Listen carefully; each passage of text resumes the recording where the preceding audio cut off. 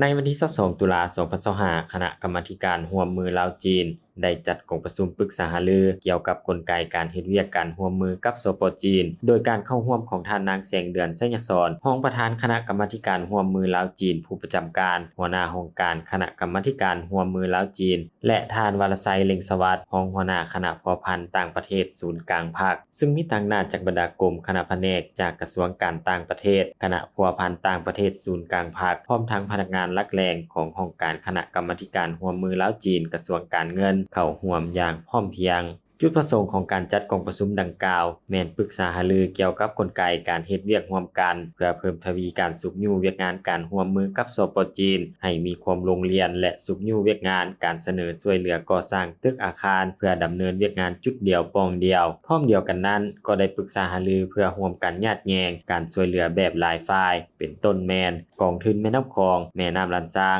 กองทุนร่วมมือการช่วยเหลือในกรอบอื่นๆท่านนางแสงเดือนไสยศรได้มีความเห็นว่าเพื่อเฮ็ดให้การประสานงานระหว่างภาคส่วนเกี่ยวข้องเวียกงานดังกล่าวแม้นมีความคล่องตัวและมีประสิทธิภาพยิ่งขึ้นจึงให้มีการสืบต่อประสานงานร่วมมือและสนองหรือแลกเปลี่ยนข้อมูลร่วมกันเพื่อสุขอยู่บางเวียกจุดซุ่มในปัจจุบันคือการเสนอโครงการช่วยเหลือสร้างอาคารกวดการ่วมแบบจุดเดียวปองเดียวหารือร่วมกันญาติแยงการช่วยเหลือภายใต้กรอบกองทุนการร่วมมือและกองทุนเกี่ยวข้องต่างๆในกองประชุมท่านวรชัยเล็งสวัสดิ์ได้มีคำเห็นเติมอีกว่าผ่านมา3ภาคส่วนแม้นมีผลงานหลายด้านอย่างใดก็ตามในท่ามกลางเงื่อนไขสภาพเศรษฐกิจสังคมและสิ่งท้าทายเวียกงานการร่วมมือดังกล่าวยิ่งต้องสุ่มใส่เพิ่มทวีการปรึกษาหารือเพื่อเฮ็ดให้กลไกประสานงานมีประสิทธิภาพโรงเรียนและทันสภาพการหลายขึ้นพร้อมนั้นในกองประชุมก็ได้รายงานและเสนอปัญหาสำคัญจากผู้ต่างหน้ากลุ่มอาซีแปซิฟิกและแอฟริกาคณะกรรมาธิการชายแดนแห่งชาติและกลุ่มเศรษฐกิจกระทรวงการต่างประเทศและกลุ่มอาซีแปซิฟิกคณะพัวพันธ์ต่างประเทศศูนย์กลางภาคและได้ตกลงเป็นเอกภาพกัน